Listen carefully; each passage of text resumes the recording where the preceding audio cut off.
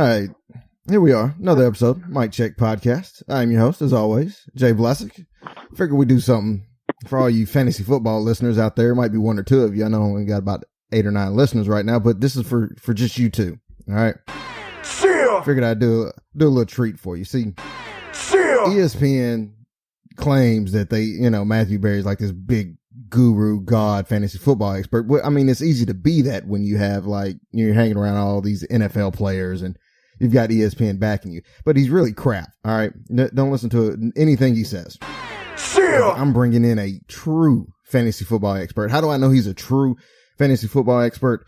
Well, let's see. What do you average? About 10 leagues winning a year? And that's probably even a small number, right? Normally per year, I'm in about 15 to 20. And you're winning at least half of those, right? And probably, I think last year I probably won like 15. Right. So I don't know what the percentage is of that, but I feel like that's pretty high. Good. That's high. Well, see, Matthew Berry, I don't even think when he does, he plays a little bit, right? I've never heard of Matthew Berry winning crap. So how are you going to listen to a guy who does not win? That's my only thing. So anyway, we're bringing in the Mic Check Podcast fantasy football expert, Jason the Brain. Well, thank you. Wrestling, fantasy football. I'm just everything rolled into one. All right. So now we got all these, the leagues have already popped up and already got going. Ours is a little late getting started, but anyway, football season right around the corner. So anybody who's coming in late, like myself, I'm coming in late, pause. Who would you say is the person you should go after in the first round that they really, everybody's got, who's number one this year overall? I mean, number one, normally it's Le'Veon, right? With David Johnson, and then you got your, what league? You got your Julios and your Antonio Browns and your Odell Beckhams. That normally rounds off the top 5. All right, let's look outside those top 5. Who do you think could actually surpass all of those? That I might get it as an early first round sleeper if I don't want none of those guys. So I would say if you're looking in the top 10 and you're saying, well, this guy could actually, he could be a number one selection. I mean, if you really, just took a look at it and see what you got. I mean, I don't want to go super sleeper, but just top 10 guys. I think that, and I'm trying to think who would be the biggest surprise. Man, I really, Jordy Nelson. Really? He has coming back for a whole year. Could possibly be could be the number one receiver very easily. As much as Aaron throws it, he still hasn't got a running game. Yeah. He could possibly be the guy, that I can see that is that surpasses Julio and all them.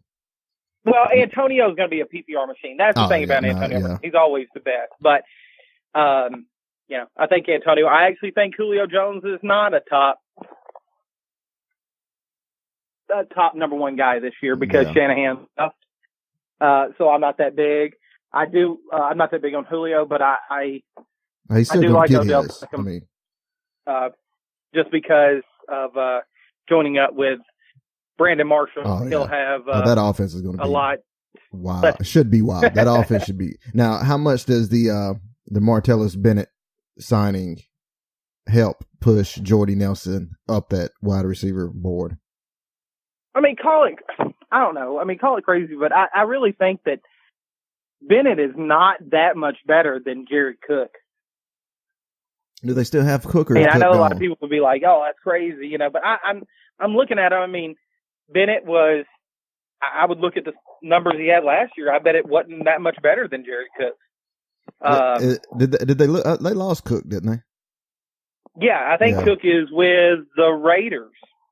Ooh, good pickup. Yeah, it is a good pickup. I mean, but really, let's be honest about it though.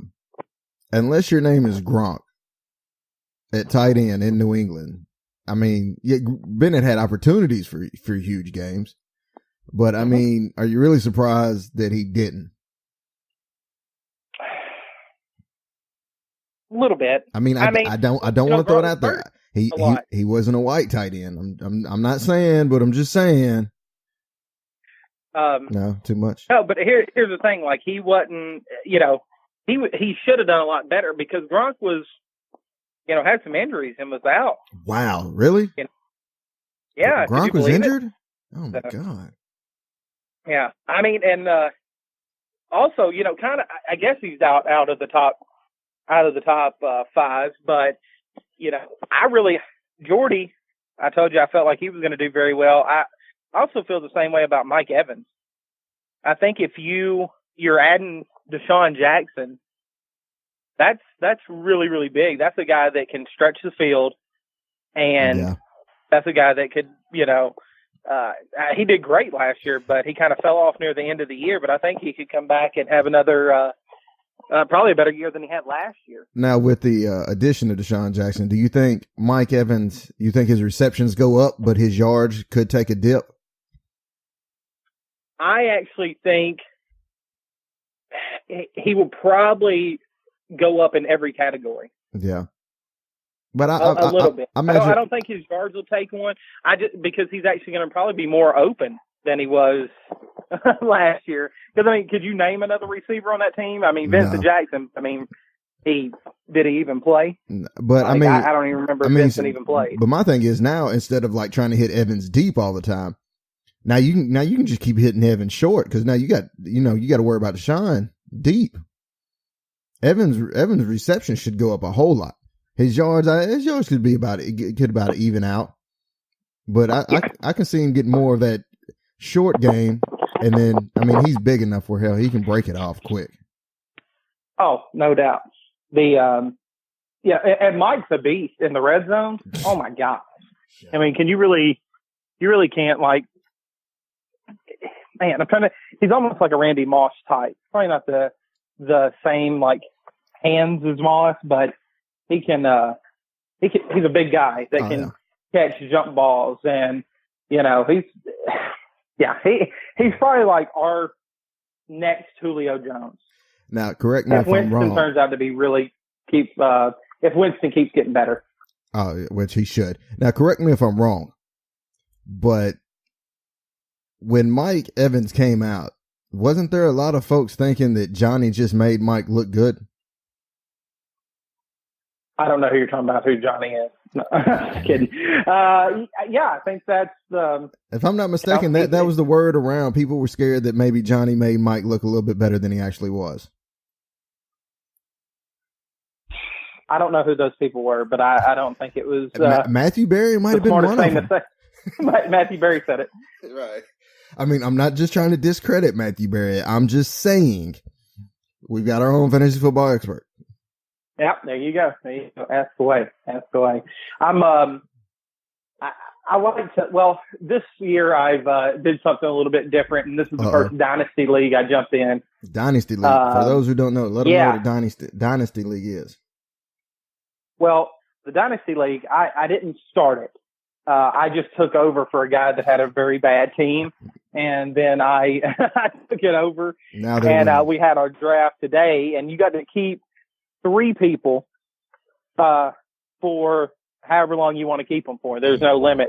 But we did pretty. I did okay in the draft. I didn't get everybody I wanted to. I still feel pretty comfortable in trying to turn this team around. Now, I think if he stays healthy, is a top 10 running back for sure. And who was that you kind of cut up? Which running back is that? Melvin Gordon. Melvin Gordon. I think he's a top 10 guy if he stays healthy. With the Chargers, they're able to get Amari Cooper, which Cooper's pretty solid. Kind of fell off last year. Actually, he really kind of got. Well, really, Crabtree had a better year, and being the second receiver, Crabtree had a way better year than Cooper. But I mean, really, Crabtree should have though, right? I mean, Cooper is turned into a beast Crabtree should eat off all that. Crabtree's a number 2 receiver anyway. Mm-hmm. I mean, I'm not that big on Carr or.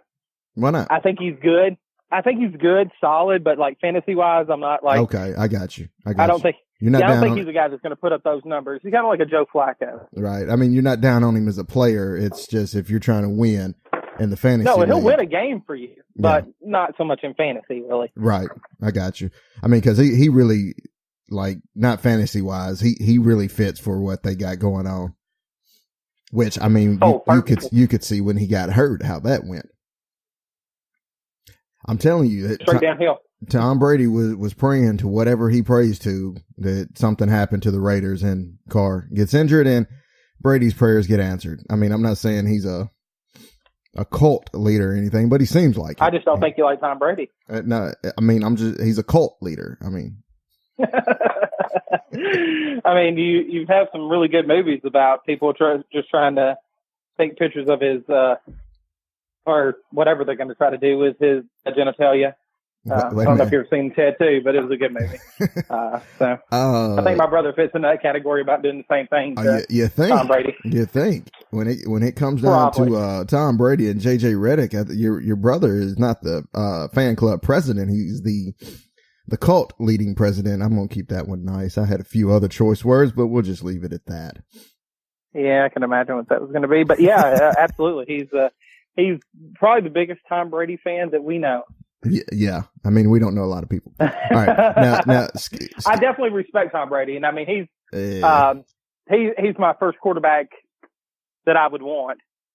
Okay. In fantasy. Well, that just, bam, look at that, led into the next question. Now, all right, Brady is the one you would pick, which, for obvious reasons. I mean, I see why, because somehow they're still allowed to get everybody. But anyway, how late would you go in drafting a quarterback? Because everywhere that I'm kind of reading, everybody's pushing it off like, man, just wait till later to get a quarterback. I mean, you can. I think Rodgers would probably fit into that number 2 spot, fantasy wise. I really like, Rodgers is always solid, but he goes back and forth. I mean, it's really hard. He's going to have those games where he probably throws like 150 yards and a touchdown. And if that's good enough to help you win, it is. Same thing with Breeze. He'll hit you with, 400 yards and 4 touchdowns, and then he'll hit you with 120 yards and 2 interceptions.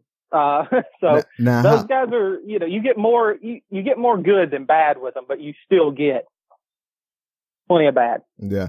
Now, how much is the Brandon Cooks thing going to hurt Drew Brees? Fantasy wise. I don't think it will at all. Because here's the thing, and I never draft any Saints wide receivers. Yeah. Like I don't draft any New England Patriots running backs. Yeah. Because they spread it out so much, you never can tell who's going to be the guy because everybody's on Michael Thomas this, Michael Thomas that. But really, I don't think Thomas is going to have a big year. He could have a good year. I mean, no doubt. A good one, yeah, but I don't think he's going to have another big one. Mainly because Cooks isn't there. Well, but you still got Snead in there. You still got Coleman in there that wasn't really used last year. Coleman, I think Coleman will be the one you need to watch out for. Coleman will be the sleeper in that wide receiver group. He'll give the Thomas numbers this year. Yeah, everybody was on. Everybody was on Cooks last year. Oh man, he's the number 1 guy. He's the number 1 this. He's the number 1 that. And he really was kind of a letdown. He wasn't really that top 10 wide receiver that everybody wanted, that everybody thought Breeze was just going to go to all the time. Oh man, it's New England. It's just a crapshoot. I mean, because Breeze doesn't care. I mean, Colby Fleener could be the number 1 tight end in football this year if he just decides to throw it to him. Yeah. Yeah. I mean, he made Jimmy Graham. He just doesn't stop. He doesn't care who he throws to so much. All right. So you really didn't tell me how late I needed to wait to draft my quarterback, though. I mean, for me, I think in a 10 team, I was able to get Brady in the last draft in the 4th round.